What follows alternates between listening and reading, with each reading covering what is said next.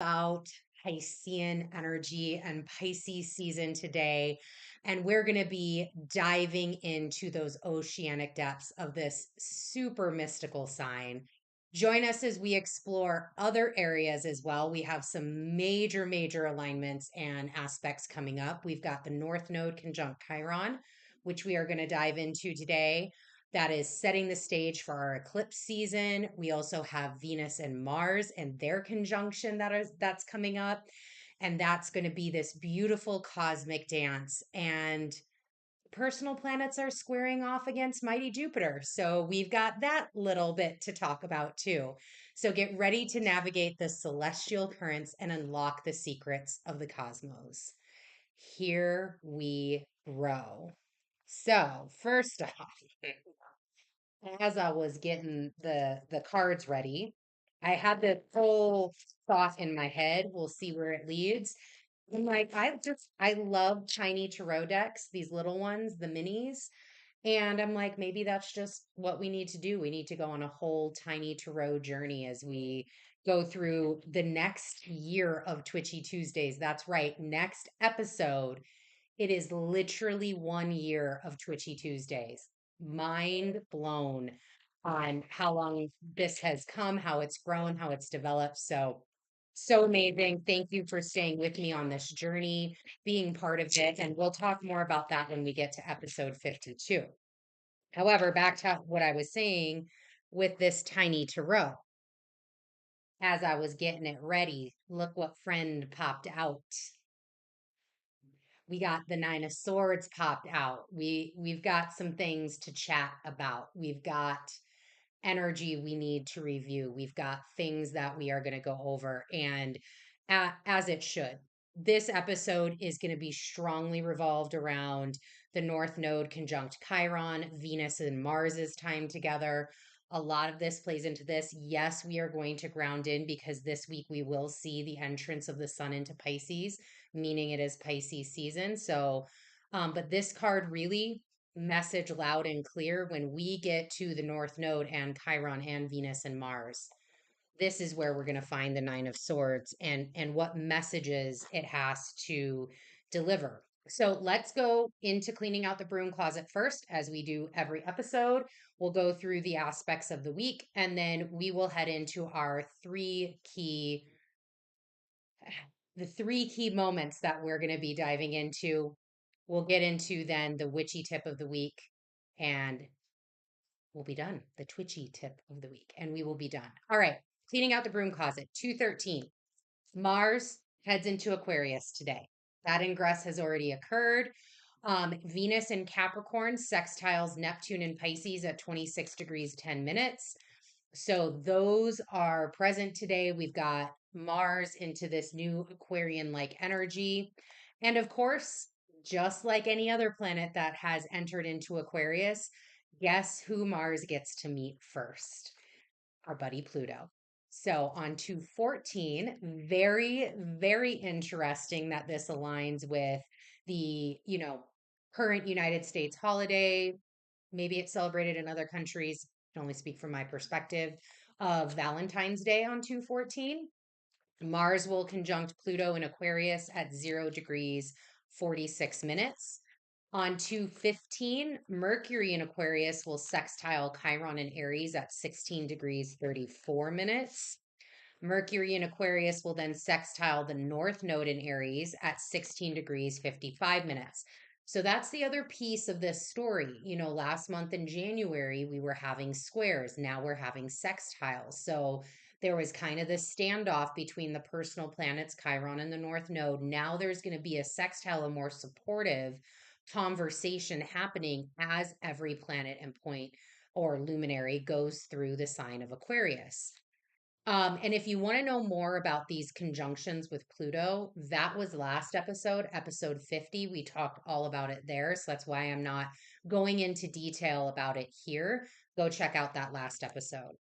On 216, Venus will head into Aquarius. So Venus is like, she's catching up. She's getting her man. She's getting to Mars. She's getting there.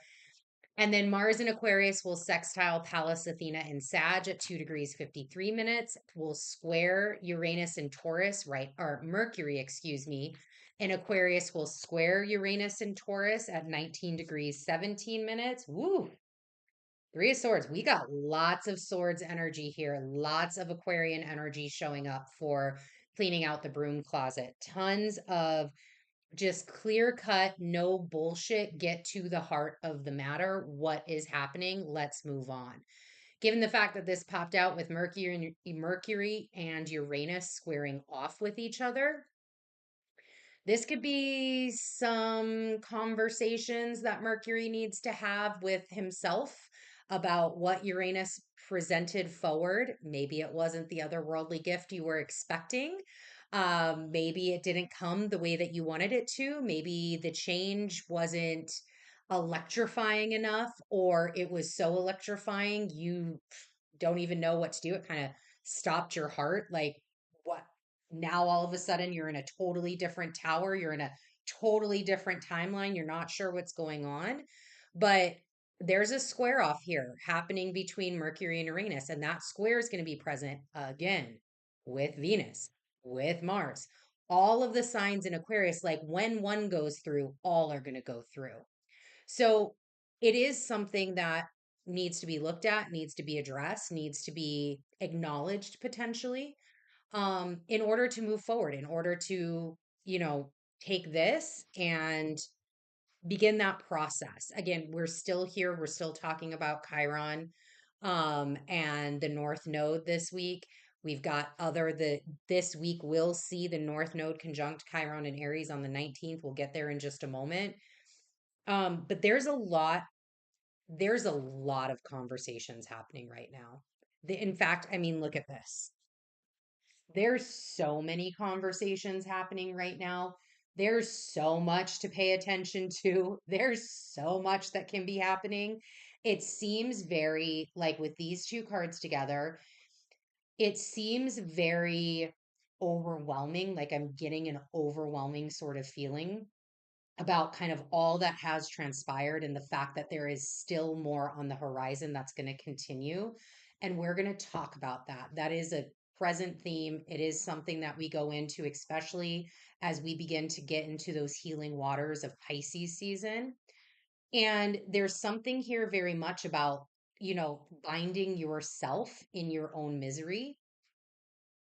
Is that, are you just slodging in your own muck? Are you, hiding underneath your blankets and pillows and, not showering, not taking care of yourself, not at least making the minimal effort necessary to like feel any other way than you're feeling right now? Um, this on the other side could also be, on the flip side of that, could also be the experience of massive breakthroughs. Again, maybe not in the way that you were liking. Maybe it is something that's kind of binding you right now. It's kind of like putting a lot of pressure on you, but you've got that mindset and that mentality that on the other side of this is everything that I want. Like, I'm willing to sit in this moment of stagnation to get to the bigger picture. It's kind of like, are you willing to put aside your wants and desires, to make X happen, to make the bigger thing happen? Are you willing to forego, going to Dutch Brothers every single day for a week or two, just so that way you are able to achieve something bigger than that because you're trying to save up for a car or you're applying for a loan or whatever that looks like? This very much to me resembles sacrifice. We do have the ancestors present here in the number 3. We have that in a divisionary of the number 9. This is very like sacrifice. All of the things require sacrifice, whether that's your time, whether that's your energy, whether that's something physical, like an offering that you need to be leaving, you know, um, again, like there's so many different forms of sacrifice, like a spiritual bath, a cleansing. It could be like I've had sacrifices that I've had to perform in my life around like wearing the color white for a week just to get the energy and the vibration of that color in there, or to like only listen to like classical music for a day or two so that way you can kind of just reset and tone out, doing the spiritual detox of, all right, let me spiritual detox, ooh, doing the digital detox for spiritual purposes. So rephrase that. Let's go ahead and get there. Doing something of that nature to kind of, again, not be in this overwhelm. Okay. So then on the 17th, Venus will conjunct Pluto in Aquarius at 52, 0 degrees, 52 arc minutes. On the 18th, Mercury in Aquarius will trine Vesta in Gemini. And then on at 22 degrees, 8 minutes. And then we have Pisces season. Herald in the new, 7 of Rods, bringing in the new. Actually, I have alignment with the number 7 in here already. When especially, I'm going to leave this right underneath that 9 of Swords. When it comes to Venus conjunct Mars, I believe it was. Yeah. Introspection, spiritual, analytic, taking a look at everything. Rods, what do you need to take a look at this moment and take action on? What do you need to, again, it's what do you need to fight for? I mean, we just had this whole moment with these 3 of Swords and this 9 of Swords about like breaking these bonds, maybe making some sacrifices. Are you willing to fight for yourself? Are you willing to fight for what you believe in? Are you willing to fight for your next great adventure? Are you willing to do the work necessary to get there? So then we have on the 19th, Venus in Aquarius will sextile Pallas Athena in Sag at 3 degrees, 30 minutes. And bump, ba dun dun dun, 219. Here it comes. The North Node will conjunct Chiron in Aries at 16 degrees, 45 minutes. And we will get into all of those juicy details here in a second. We're going to first start off with Pisces this season, though, level set on Pisces energy. Okay, well, that's it. I feel like they want me to leave this 3 of Swords and 7 of Wands out here. So we're going to do that. And take a sip of water. Sacrifice, drinking more water. Look, we're in, get it, totally understand. Abrahamic religion perspective, Christianity, totally get that. But there is a reason why Lent might be aligned to this time period. Start of Lent is coming up on the 14th, literally on the day Mars conjuncts Pluto in Aquarius. And here we are talking about some form of sacrifice. Maybe it is just drinking more water, drinking tea, bringing in some new kind of healthy equivalent to action with self. So, anyways, I digress. Pisces season. All right. So, as you can see, I already kind of went off on a little thing. I'm going to try to hold it together for Pisces season. However, I've always noticed, especially if you go back and look at past Twitchy Tuesdays during Pisces season or talking about anything Piscean, when I start kind of picking up and channeling that Piscean energy, I tend to get very lost. Things go a little on the lean, they're a little on the wobble. So I just start seeing and feeling things, and words tend to not be available for that. And it just takes a moment. So I'm going to try to get through this. I wrote down some really good notes for this section. So that way, hopefully, I can stay on task and I can stay in getting you the information that was trying to be channeled through. So let's just take a breakdown into Pisces season and kind of work from the end going back to the start. So what does Pisces season encompass? So Pisces season will start on 318 and will go towards, this is not one that I wrote down. Aries season starts on March 19th. So it's full 30 days, just one extra day, full 31 days, depending upon, the time. But that is the length of Pisces season. During that time frame, there's not a lot of massive aspects, and there's not a lot of stations, ingresses, transits that are occurring. There are some, so we're going to cover those, but it's pretty mellow this Pisces season. So on 223, we have Mercury will ingress into Pisces. On 224, we'll have the full moon in Virgo. 3-9, Mercury will be in Aries. 3-10, the new moon in Pisces occurs. And then 3-11, Venus ingresses into Pisces. And Pisces season's over. That's it. That's all we got. But like all things this year, there's levels to these bezels. So while Pisces season, oh, okay, we got a little Mercury action. Mercury moves fast. We got Mercury like swimming in Pisces, like he's trying out for the Olympics this year. We get these two moons that, from all aspects, are looking really great.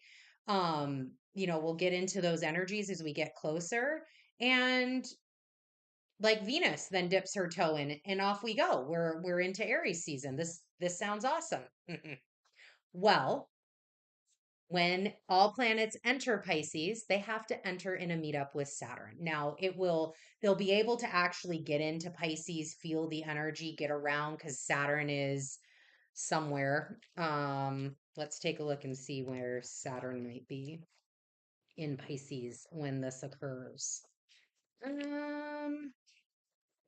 So Saturn's right around the 11-degree mark, 9 to 11 degrees. At the full moon in Virgo, Saturn's at 9 degrees. So figure, you got about 8, 9 degrees to play around with where planets will get in, points will get in, luminaries will get in, get acquainted, meet Saturn. Great. Then we'll go swimming down in the depths of Pisces and exit with a meetup to Neptune. And Neptune is right around. So the Virgo full moon, Neptune is at 26 degrees. And on the new moon in Pisces, we're at 27. So Neptune is like 25, 26, 27 degrees. And then planets go off and they head into Aries. Planets, points, and luminaries go off and they head into Aries season. So that's kind of what we're just doing it. Like, this is Pisces. We're just doing the things. I'm gonna go back to the cards. That way my hands aren't doing weird things. All right, the major highlight of Pisces season, and I talked about this in Astrovision, is to not miss the simplicity. It's to not miss the beauty, the Piscean things in life, because you are so wrapped up in this energy. I mean, this is a lot of energy. This, 9 of Swords, 3 of Swords, 7 of Wands. This is a lot of fight or flight energy. And what we don't want to do when we get into Pisces season, we don't want to be so much in this fight or flight and so much focused on the future that we miss the gifts of the present, that we miss what Pisces can do for us, that we miss what it's like to come back to the simplicity and beauty of just being, of flowing, of vibing. You don't want to miss those moments, because the moments, even though there's kind of not many of them, there's still really amazing moments that we can experience, we can learn things from. But if we're so much stuck living in this fight or flight mode, living in this future, they're going to be missed. And on the flip side, because there's the two sides to Pisces, we got two fish, one going one way, one going the other. Um, don't be so much in the simple. Don't be so much like all of this. Don't care. F you. All of these. Don't care. Ooh, don't care. I'm in Pisces season. Don't be so much in that you forget that there are complexities. Like, oh, fuck it. I'm just not going to pay that bill this month. We're in Pisces season. It's fine. I'm just going to make that choice. Mm, we still have to live in the world. We still have to act responsibly. We still have to act in our values and in our integrity. If part of your value system is to say, fuck it and just stop being human and being part of humanity, good on you. That's your journey. Don't listen to this part then. However, you don't want to slide again. It's you don't want to slide so far, pendulum so far to the left that you're forgetting that there are complexities coming, that there are things that you do have to deal with. You know, there are things to being alive that you are responsible for. um it's the balance. This is the balance of Saturn and Neptune. This is it. This is the balance when we're in Pisces season. It's finding the balance of not overcomplicating things, knowing the reality of where you are at. That's all Saturn. Saturn can get you into the reality of where you are, and topping then that off with enjoyment and gratitude, which is all where Neptune is. And sandwiched in between is the experience. This is where I currently am. My experience, celebrate and enjoy. It's this beautiful harmony as we get into Pisces season. Again, with the notation that it could get a little lost, and be conscious, be a conscious participant in it. The Pisces new moon fits right into that. The challenge to find the simplicity with the complexity. It's, I again, not wanting to rehash what I talked about in the quarter one, but any sort of Piscean moon, whether that's the full or the new, but especially the new where it's in the dark, it's in the deep feminine, it's in the womb.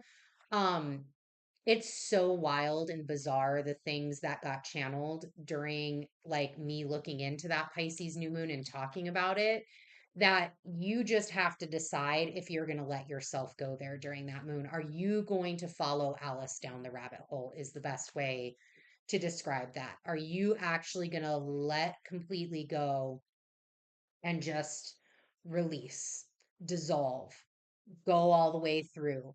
And be willing to take again Alice was a conscious participant in her experience, in her journey. That's what this new moon can kind of help usher in. And March, which is largely Piscean in nature, is a month that we need, but again, going back to the highlight of Pisces season, can be easily overlooked and underused or underused. So I said this again in Astrovision, but it is worth repeating. Don't underproof March. Woo. Oh, and here comes the cups. Hello. We have the Four of Cups and we have the King of Cups. Hi, Pisces. Thanks for showing up on your time after we're already kind of done with the overview. This is 100% exactly what we needed. Here's your gift. Here's your gift. Don't underproof March. And remember, you also can't rush the proof. Four of Cups. You cannot rush this gift of your fourth cup coming to you any faster than Spirit is willing to bring it to you. Period. Dot. You are not on your time. You are not on your time. This is Spirit time. It will bring it to you so you can't rush the proof. Gotta let things sit. Gotta let things play out. But you also don't want to underproof March. You don't want to make this king a page. We don't want to make the king a page. The king is not a page. He has pages. So that is something you want to keep in mind, that use Piscean, use March to its fullest and greatest advantage by tapping in, kicking in. And speaking of all of this, as we've kind of highlighted Pisces, I wrote out all of that and I was like, I'm done. I got it all out. And then realized I didn't once talk about what Pisces energy was. Such a Piscean, like, nope, we're gonna veil that over. We don't need to talk about that. We have secrets. We have secrets that we keep in these cups. We don't want everybody to know. So let's just leave that where it is. So I'm going to do a very, very high level overview of Piscean energy because obviously they wanted to keep it a little hush hush, little on the you gotta know to know, King of Cups. You gotta be in tune to get there, Four of Cups. So welcome to the realm of Pisces. Pisces is feminine, receptive, mutable water. It is the last sign of the zodiac, ruled by Jupiter. This is like me trying to channel Saturn right now. Ruled by Jupiter, which is the traditional ruler, and Neptune, which is the modern ruler. Its key phrase is the phrase of I believe, and it aligns with the 12th house of the zodiac. So it gets that 12th house energy. It rules the feet. Um, this sign in particular, Pisces, is ready for the literal greatest transition that we can do in life, which is death. It is that folding over, it is the dissolving, um it's the ability to look at all that we've accomplished through the other 11 signs. Because if you look at just like you would look at the tarot and the major arcana or the zodiac wheel, starting at one, the Fool or Aries, it's a journey of learning. It's a journey of development. And you get to the end with Pisces and you get to see what you've accomplished, how far you've come, what is left, what still needs to be rectified before you close out that chapter, essentially bring that to conclusion, death, and then pass through the portal into Aries season into a rebirth, literally birthing out the masculine, literally birthing out the next stage, the next journey that you are going to go on without any strings attached, without undue anchors holding you back into that last timeline. So it's a consistent movement of the higher self and the physical self. They're always kind of vying for this position. Great, great representation here. The physical self being the king, the spiritual self being the higher self being this Four of Cups. They're always vying for position, and that's the symbol of Pisces, two fish swimming in opposite directions. So, it reminds me always of the broken stick theory my husband told me about, which is like you're going all the way over one way. So you may be all the way in your higher self and just so connected that you lose yourself in that process, or you're all the way on the other side where you're so into yourself that you have no connection with your higher self, and deepening into that understanding. And where we really want to be is somewhere in the middle. I think the best thing to remember for anybody who you know, doesn't have a lot of Piscean planets, placements, or energies that they often work with is the home of Pisces is not land. It never has been, it never will be. It is the depths of water. It's the depths of the universe, of the great cosmic ocean. It's the depths of the void out in space. It's everything that is not the ground on earth. It's the nimness. It's the out there. And when that is your resonance as somebody with strong Pisces placements, whether that's sun, moon, rising, or a stellium in Pisces, or a very prominent Pisces placement in your chart, um, when that is a core tenor of your energy, it takes a lot to be here. It takes a lot to be in this physical meat suit, to live an active life, to be a participant in life, um, because you're made to be out there. You're made to be in the depths. You're made to be in the waters, in the cosmic ocean, in the universe. You're made to be more than what this physical body um, is providing. I mean, this has limitations. This has all the limitations. Pisces doesn't have those limitations. It's the dissolving. There is no limitations. It's mutable. There's nothing here that puts it in a box, that puts it in any sort of limitation. Outside of this year, Saturn. Well, last couple, right. We've had Saturn here for a moment.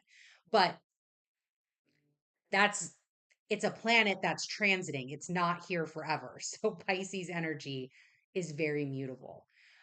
So that is what I wanted to say about Pisces. We got through that, y'all. We got through it. Very happy. I won't lie. I thought maybe I was going to go for a moment. Okay. So that wraps up Pisces season. I am excited. Please make sure that you're we're going to talk about consciously choosing action a lot today. So that is going to lead us right into the North Node conjunct Chiron. We're kind of going in order of these aspects when they come in. So the North Node conjunct Chiron, then we'll head to Venus conjunct Mars. All right. North Node conjunct Chiron again will happen on 219 at 16 degrees 45 minutes of Aries. This will occur at 3:12 p.m. Central. Yes, it's a Monday. So we're just going to leave that right where it is.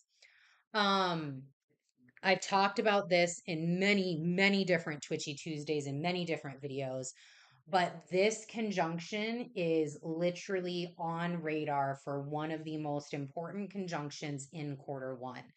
And it's going to have resounding effects, not just in this part of this year, but in years to come.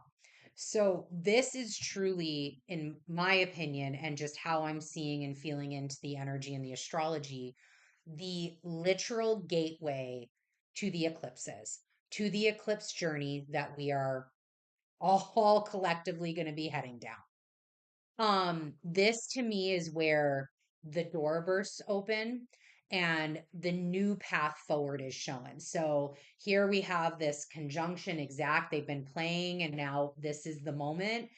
Boom, burst of fire, burst of air, portal opens, and your new path forward is shown. And here is the thing. Gonna come back to this lovely Nine of Swords here that's like laying over everything. It is the conscious choice to walk that path as we transit the next 2 years of eclipses. Everybody just start, if you got shots, start taking shots every time I'm going to say the conscious choice, because this is all what today is all about. Making conscious decisions to unbind yourself, or conscious decision to stay bound by what you're moving through, the energies of the past, the traumas of yesteryear, the fears that you have about stepping into your authenticity, the actions you are willing or unwilling to take. So this portal, and choosing to acknowledge what is coming out of this portal, is going to take us through the Pisces Virgo eclipses that will occur in 2025 and 2026. We are going to get a taste of that eclipse cycle when that happens later this year. But truly, the energy and the access, Pisces Virgo access, gets activated in 2025 and then weans and transitions in 2026. So this is very much layers on layers on layers on layers to this story. So, um, just to get into a little bit of a level set on what, again, more of these layers, I want to point out that the rulers of this next eclipse cycle, so this eclipse in Libra, and then the total solar eclipse, the Great Chiron eclipse in April, so March, April, The ruling planets of those eclipses, so that's going to be Venus and Mars, will be in Pisces for those eclipses. So let's take a look. I'm just going to pull out my trusty honeycomb and we are going to see where they are. So the lunar eclipse in Libra on March 25th, the most amazing Venus is sitting at 16 degrees, 33 minutes of Pisces. Wow. So when we get to the total solar eclipse in Aries, Mars will be at 13 degrees, 3 minutes. Okay, numbers. I hear and see you. Of Pisces, just 1 degree away from conjuncting Saturn at 14 degrees, 27 minutes. Okay, noted. Noted. Um, which I won't lie, I kind of was like, I like this universe. Thank you for getting us some water into what could otherwise be water judgment. Thank you for getting us some water into what could otherwise be a very fiery, very temperate sort of environment. Here you've got the judgment, you've got Gabriel's horn blowing. I love that this is kind of everything that we're talking about. We've got the water in the background, we've got the fire and flame of Gabriel's horn being blown for the next, there is with Chiron and the North Node, there is this moment of judgment. And I don't want to call it judgment because then we'll get into like that definition and it just doesn't feel right, but more of a recognition, more of an acknowledgement, I think is a really great word for this card. An acknowledgement of where you are, where your new path is. Are you going to make that conscious choice? Are you going to, get in this boat? Are you going to blow this horn? Are you going to move things forward as you need to? And the Queen of Rods came out.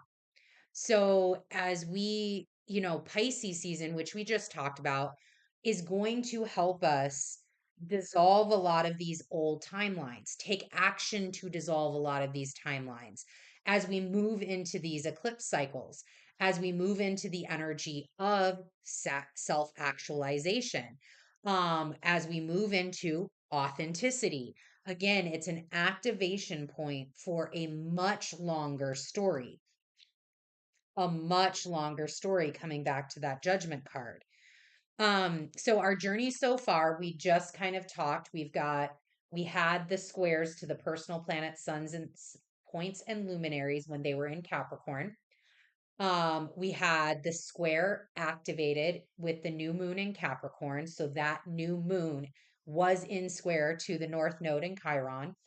We also have now, they're going to be sextiling all of the personal planets, luminaries, and points as they move through Aquarius and as we get into Pisces season. So this is much so, excuse me, not into Pisces season, as we round out Aquarius season.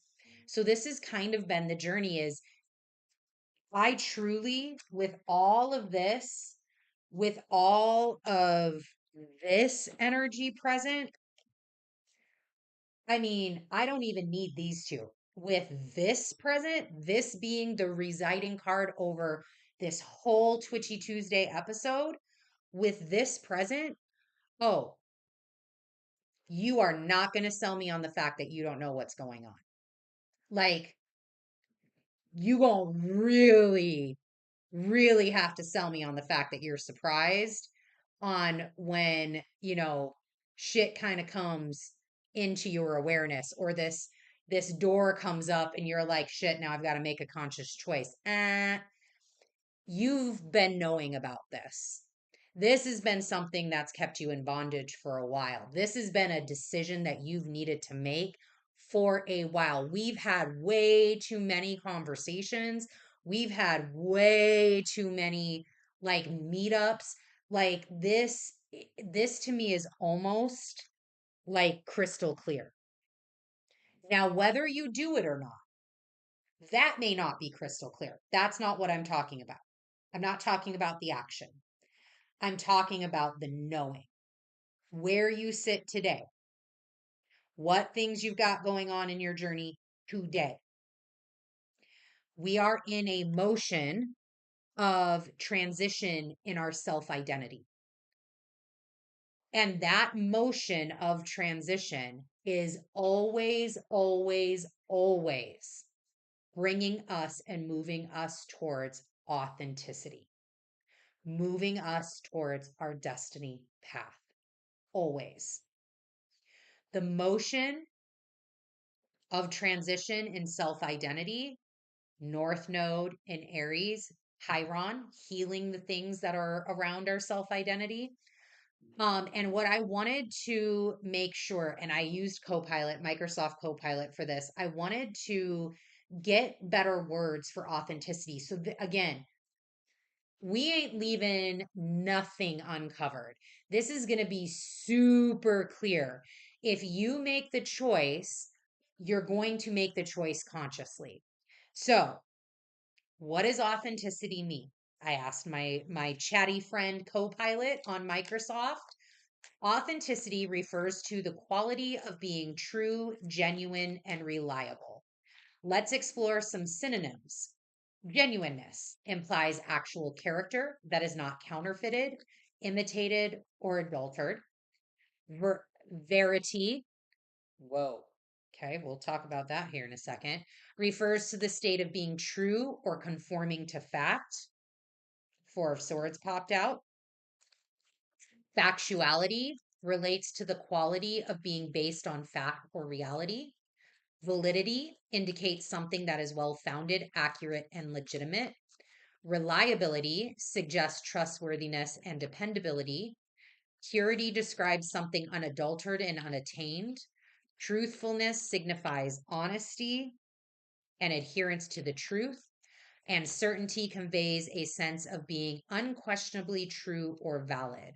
So, when seeking authenticity, we look for qualities that are real, trustworthy, and faithful to their origins. Thank you, Copilot. That we are in motion of transition in our self identity, working towards authenticity, real, trustworthy, and faithful to their origins. Your origin, who you are at the core,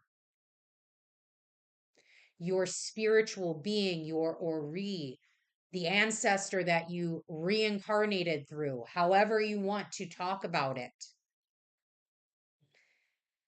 your origins, going back to your authenticity. All right. So that is what is being shown. This path, this motion of transition in your self identity towards this path of consciously moving through. There we go. Another cheers. Consciously moving through to get that healing done, to get the work done that's needed to be there. I'm going to keep repeating it again because it's the most important part of this journey, taking the steps needed for your healing. This is about knowing yourself better. Four of Swords. Are you being called to sit with yourself? Are you being called like this again?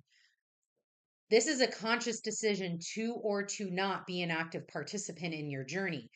I think everybody already knows that. I think you already know that. Again, what you're working on, what's being shown is there. You already know where this is coming from. The conscious choice to blow the horn, get things moving, do all of that. And then on the other side, here you have this Four of Swords. Oh, and look, we have more swords. Man, are we just burdened by the truth? Man, Seven of Swords. Are we just burdened by our reality? Are we just sinking in this sword, sinking in I mean, this is so literal. You, cards can't get more literal for this conversation. So, this is about knowing yourself better, going back to your authenticity, real, trustworthy, faithful in your origin. Depending upon where this comes up in your natal chart or what your experience is, what your past is, what your history is, all the things that could come up around this time are going to be things like, and again, these are just examples, being okay with not being the only one. You can share. You can you can share this burden. Bruh, you can't carry 7 swords. You can only carry 5. If somebody comes behind you and does it a little bit better, finds out a more functional way to carry 7 swords, are you going to hone in onto that Aries, like bitchy energy of, I want to be the only one to do it? Or are you going to delve into the conscious of, man, I need help? And or, well, man, I need help. And or, that's fabulous. Thank you for finding a better way to do this. I can now leverage that and I can go create something else. Another thing that could be coming up is not needing to be the best.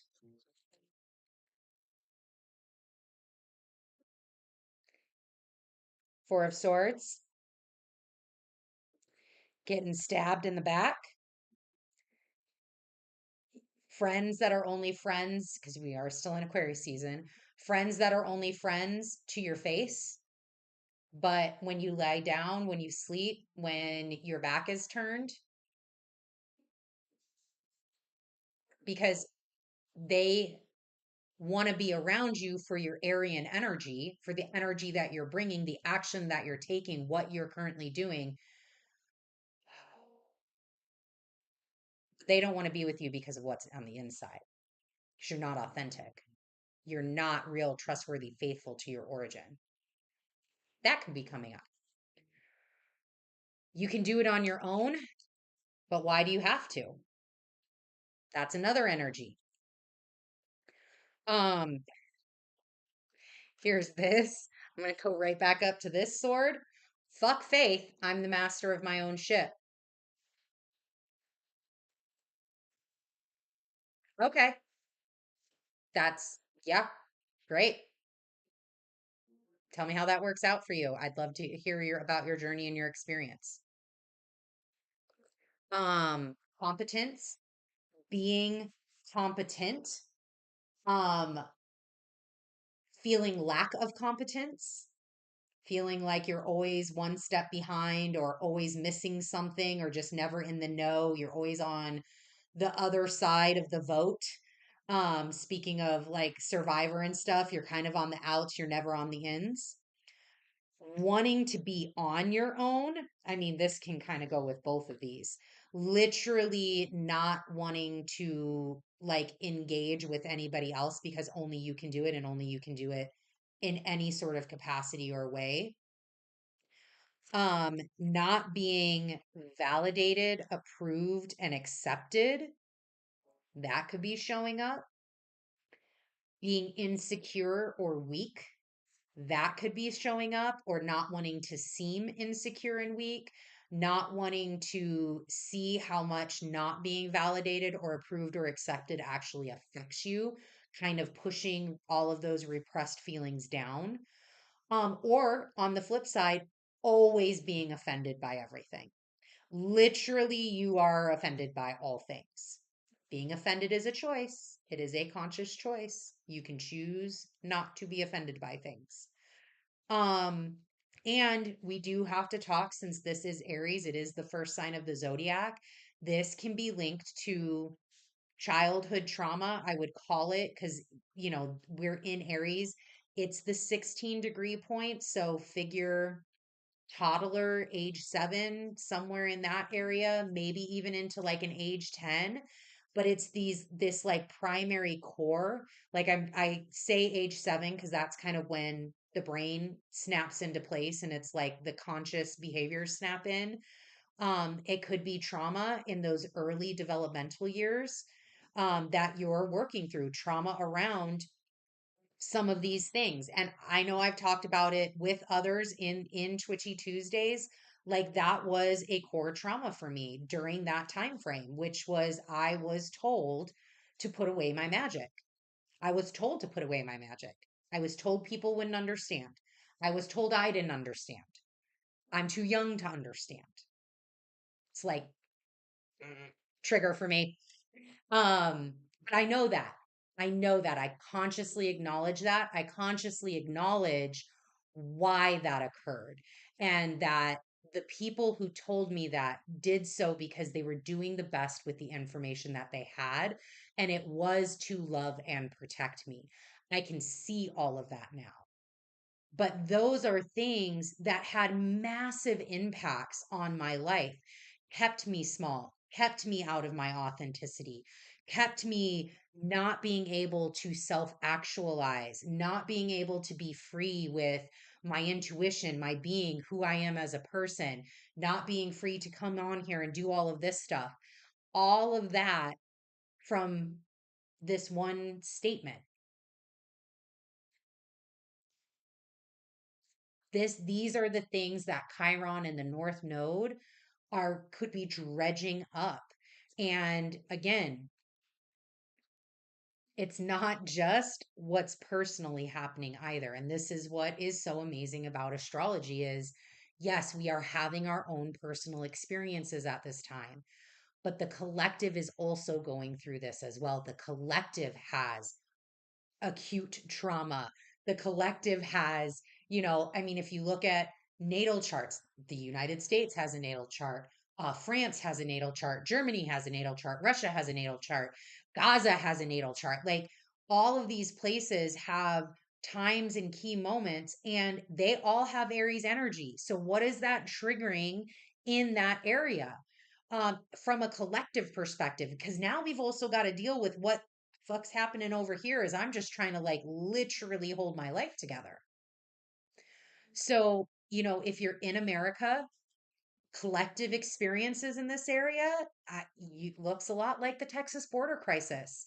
And I know it's not significant just to Texas. Border crisis is across New Mexico, it's across Arizona, it's in California. Like this isn't just about Texas, but there's something right now happening in Texas that can't be ignored. That's a collective experience that you can link to the astrology of the North Node and Aries. EU, the farmers strike. Again, some of that could be a little bit of Uranus in Taurus and all the energy that's occurring in Taurus. But it does have a little bit of this North Node, Chiron, and Aries area. And it's really about thinking about Martian energy, conflicts that are bigger than the self, but have impacts to the self, and how you can move in the world given all of that information, how you can still be moving towards self actualization. For some, this could be a super humble pie in the face, smashed in the face, boom. It's like you've got kind of these two choices like laugh about it, get angry, but decide maybe it's both. But whatever you do it with fervor, do it with action, do it actually consciously. Make that choice to be part of this journey. Um, because again, the collective's going to go through it, whether you're an active participant in your own experience or not. So at some level, energy is still present. All right. That is where we are going to leave the North Node conjunct Aries or Chiron and Aries. I'm trying to get the cards on here because they're just like layering it out right now. Let's head to our final round out, and then we will close out tonight. We have Venus conjunct Mars. This will happen in the sign of Aquarius. So Venus and Mars are lovers. They are the embodiment of masculine and feminine energies, Venus being the embodiment of worth, Mars being the embodiment of action. And it's energy when they get together, which occurs on a regular, on a cadence, not like it's not all the time. But when they do get to be together, the energy can be really feisty. It can be fun. It can be spirited, incredibly passionate. Man, these swords just keep coming today. Eight of Swords popped out. Here we roll. I actually really love this for this conversation. So we'll get to this. Um, it can be very passionate. They can be very passionate together, and it depends upon the placement where they are transiting when they conjunct each other and what's happening around them, right? Like, are there other planets influencing this? Are there, what sign are they in? All of that. So we are in the sign of Aquarius, which is why I love the Eight of Swords coming out here, because one, this is like the top of the mountain. Aquarius is a cold sign. It is cold. It is icy. We talked about Venus in Aquarius being the ice princess and kind of standoffish. And here Mars needs to be that warmth and that light to kind of thaw all of this, to break those binds, break the chains that bind me. Totally just heard the song start playing. Um, so there's this energy here. It's like Fleetwood Mac just in my head and won't stop. Um, so it's the energy of the bigger scope too, because not only do we have Aquarius electrifying things, bringing in this cold sense of clarity and like all of this, on high ice princess, but we also have Pluto here layering into that. It's the energy of the bigger scope of things. So it's not just about like Aquarius is community, but there's a definition, multiple definitions of community. It's not just about like the community in your tight circle, your neighbors, your maybe like the school that your children go to. Like, it's not that community. It's not just our friends, our immediate friends that have access to us all the time, but it's also who you are connected to around the world through your phone, through social media, through YouTube, through all of these platforms. And it's coming to understand that we are all connected. We are connected all the way through to each other. And it's this tapping into Eight of Swords through the internal, tapping into divine intelligence. It's focusing on the people we know and share with from the macro perspective, the large perspective, and ensuring that we're not forgetting that there is a large perspective out there, the macro, and not just focusing only on the micro. And I love that, again, this Eight of Swords kind of blends both of those, right? The micro level is, I'm a woman, I'm standing amongst these swords, I'm bound, I'm blindfolded. The macro is, I'm out on the top of a mountain and I have, Prince Charming coming to rescue me, or I've got wisdom, support, and guidance from, I know how to get myself out of this. I've been trained for this because of the macro level, the people in my circle, the people that aren't in this moment with me, what they've provided to help me through this moment. All right. So, as I was feeling into this conjunction, they actually brought me back to the imagery that I got during the Leo full moon about the ball. So, like a reception a cotillion, a ball. I mean, we are Mardi Gras right now, so let's go with a masquerade, that big party scene. And it was like this vision continues even for this Leo new moon. It was so prominent that like I didn't just see it, I felt it as well. So this vision has kind of kept replaying. It's like another timeline's calling. So that in itself is a message for anybody that needs it. Like this is very, again, I still hear Fleetwood Mac, so here we go. So within that Leo full moon, we talked about this in January. We're still in that lunar cycle. That lunar cycle hasn't been closed yet. It won't close until the full moon coming up. So the ball has kind of continued. During that Leo full moon, the king, which now I'm equating to Pluto, had entered. Entered, spotlight on, hush crowd. This was all talked about then. And the question at that time was, who are you as a courtier? Where is your position of power? Has that position of power changed? Do you have the courage to make that change if that's what you're wanting? And now,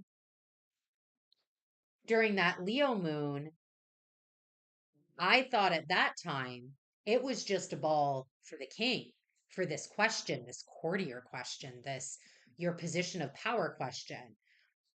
Going down the journey, pulling back even farther, now I see that this ball had nothing to do with the king, actually.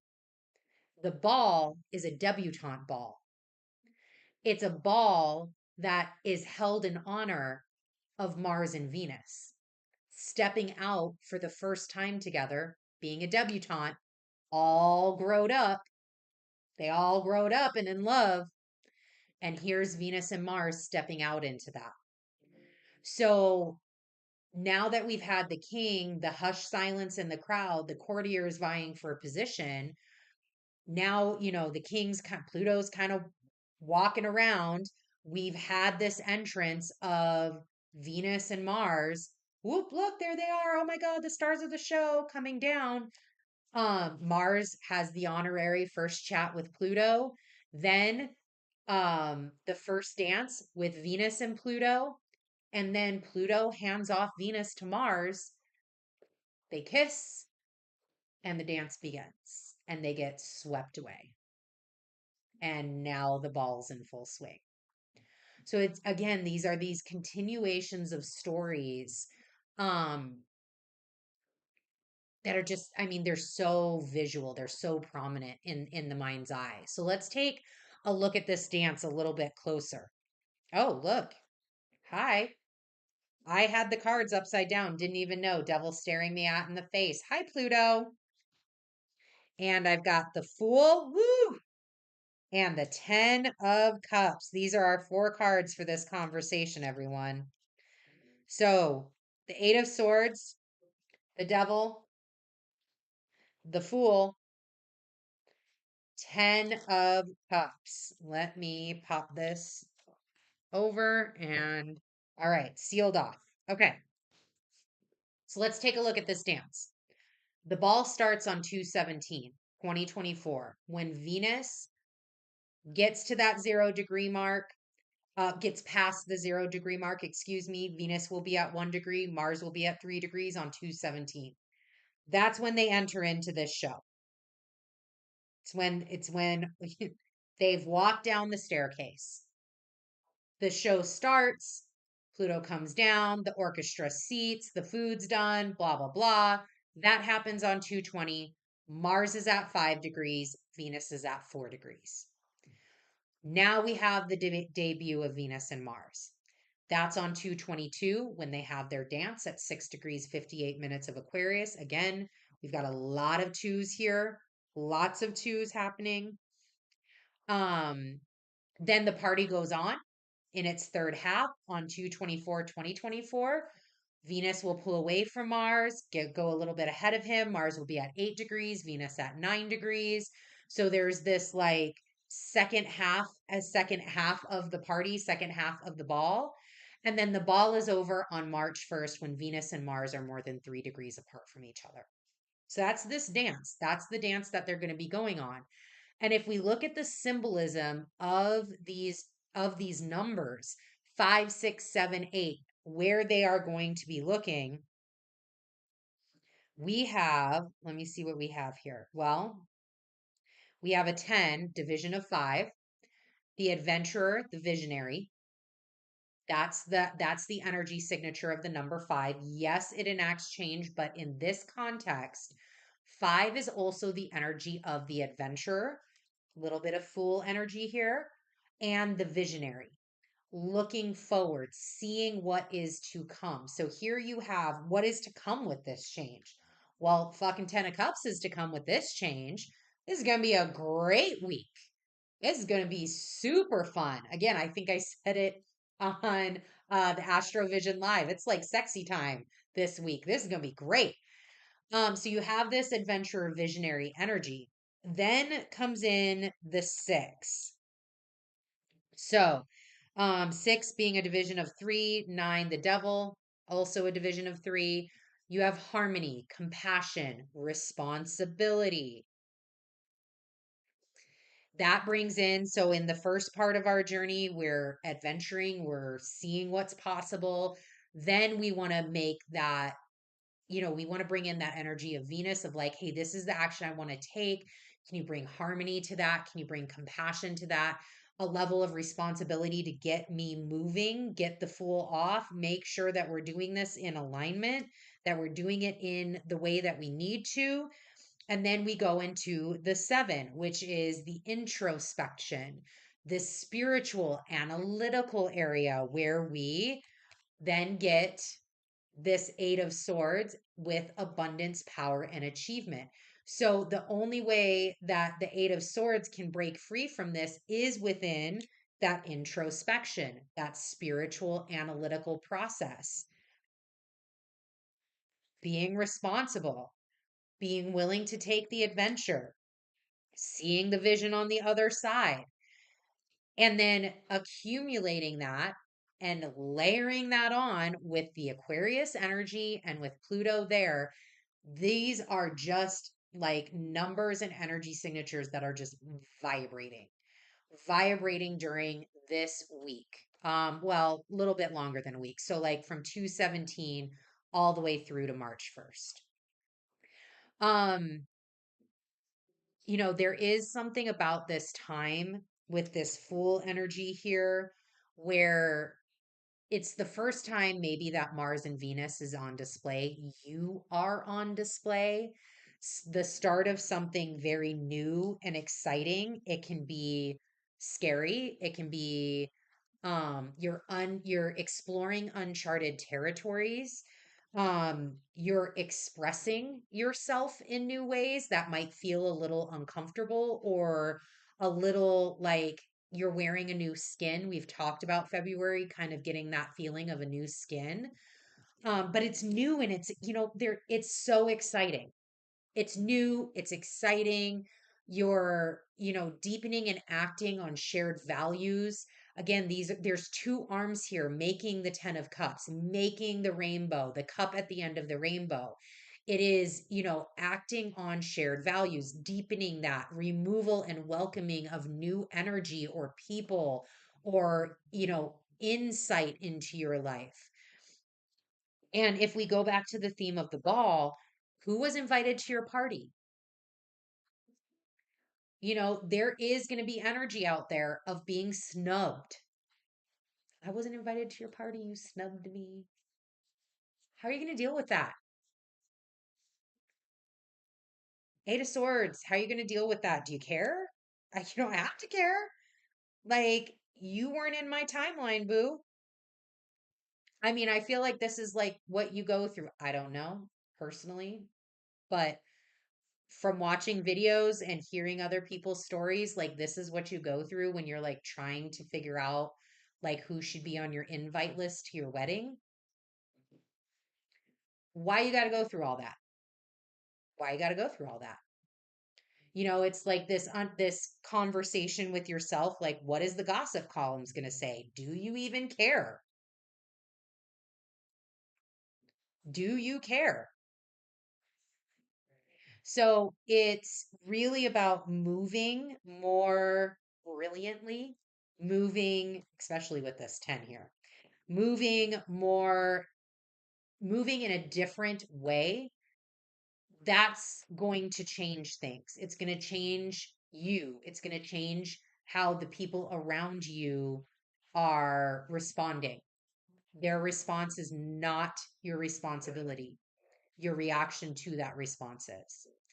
So, you're also looking at, again, coming back to this Eight of Swords, where is your freedom at? This is very Aquarian energy of finding your freedom.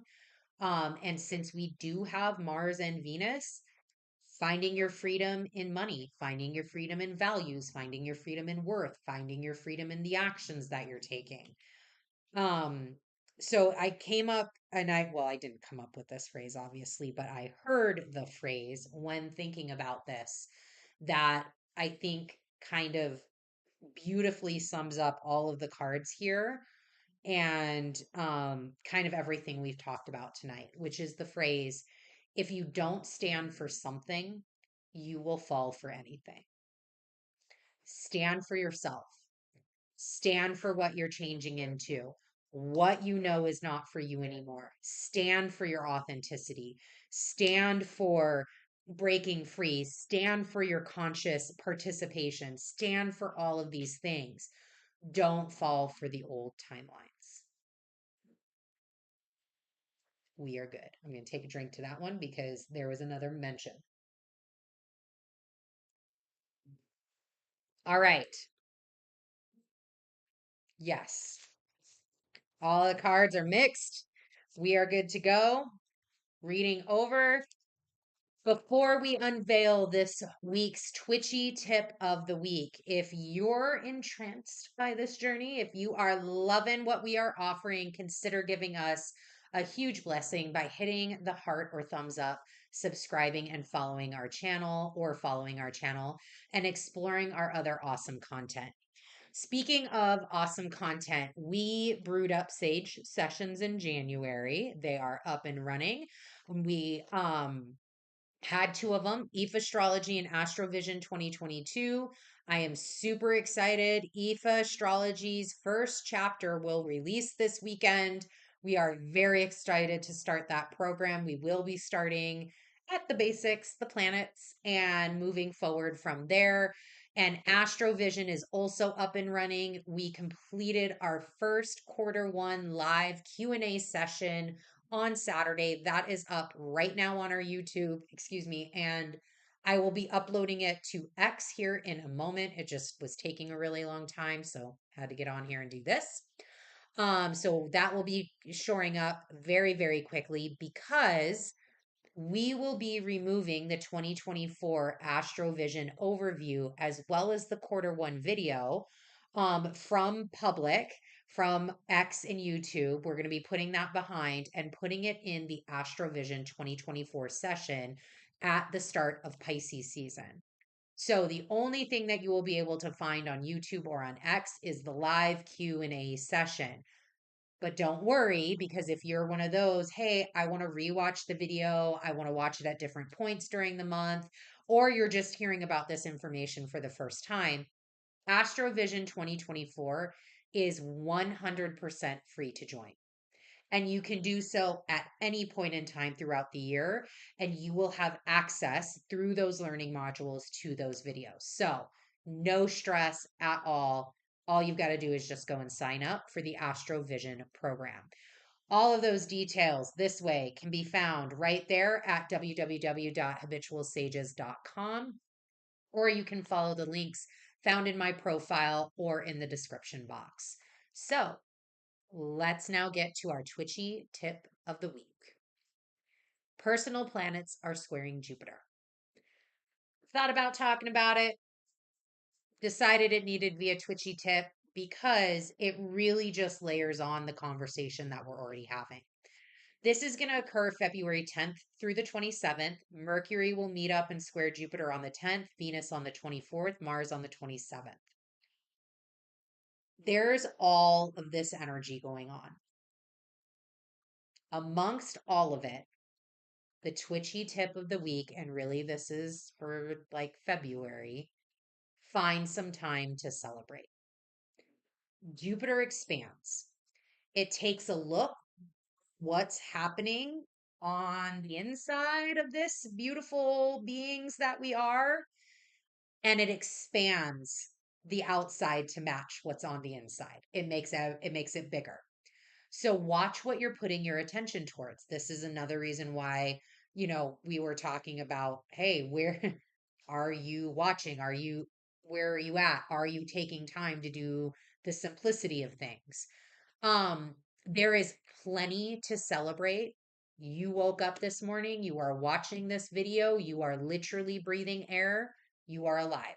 Celebration. I know things can be challenging, and we are all at different levels of challenge. Everybody has some sort of challenge. Some are very extreme, others maybe not so much. Depends upon the person and their experience and who they are. However, celebration. There is something that you can be grateful for. Being in gratitude for what is, celebrating life as it is. It can be exactly what you need to begin those first conscious steps towards healing. Celebration typically allows us to mark these significant moments, achievements, or milestones in our lives. And they often definitely involve like festivals, joy, shared experiences. But celebrations also don't have to be super large. It can literally be a simple thank you to yourself, writing yourself a thank you note, getting yourself a bouquet of flowers, something of that nature, and just saying thank you to you for the work that you've done up to this point to get you here. That in itself is a celebration. And month of February. There's a reason why there are many celebrations that occur in February when it's like in dead of winter. We still have two more zodiac signs to go before the new year. You know, celebrations that are still to come are Lent and Valentine's Day. Those are celebrations. If you choose to partake in them or not, doesn't matter. These are available, they're out there. And celebrations that have already occurred. Well, today, Mardi Gras, Chinese New Year, the Lunar New Year, uh, Sesteban in Japan. These are all different celebrations that have already occurred this month. So there are plenty of things to celebrate. If you kind of need a juice behind them. So that is my twitchy tip of the week. Celebrate. Celebrate. All right. As we wrap up this mystical journey under the moonlight, remember to stay tuned for more cosmic revelations every Twitchy Tuesday. Until next time, may your days be filled with enchantment, your nights be guided by the stars, and your spirit forever be in tune with the cosmic dance. Keep those third eyes open, my fellow Twitchy seekers. Blessed be, stay twitchy, and I will see you next time. Bye.